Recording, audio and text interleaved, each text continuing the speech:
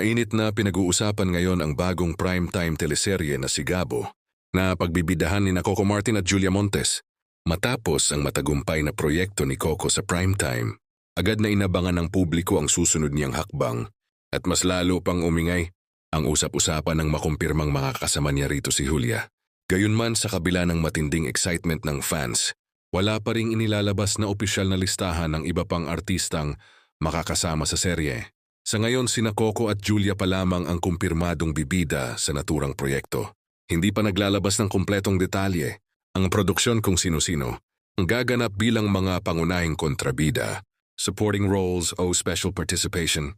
Dahil dito, lalong tumitindi ang espekulasyon sa social media. Maraming netizens ang nagbibigay ng kani-kanilang hula kung sino-sinong bigating artista ang posibleng mapasama sa Sigabo.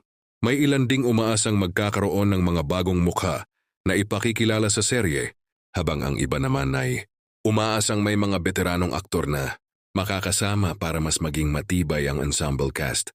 Ayon sa mga naunang pahayag, kakaiba ang magiging timpla ng Sigabo kumpara sa mga nakaraang proyekto ni Coco. Inaasahang may halong aksyon, drama, romance at mas magana mga eksena na siguradong magugustuhan ng manonood. Isa ito sa mga dahilan kung bakit mataas ang anticipation kahit hindi pa kumpleto ang detalye ng casting.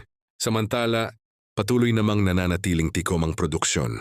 Pagdating sa iba pang detalye ng serye, tila nais nilang panatilihin ang suspense at mas bigyan ng impact ang magiging opisyal na anunsyo sa mga susunod na araw o linggo. Habang hinihintay ang kumpletong cast reveal, isang bagay ang malinaw. Malaki ang tiwala ng network sa tambalan ni Coco Martin at Julia Montes. Sa sandaling ilantad na ang iba pang artistang makakasama nila, tiyak na mas lalo pang magliliyab ang interes at pananabik ng publiko sa Sigabo.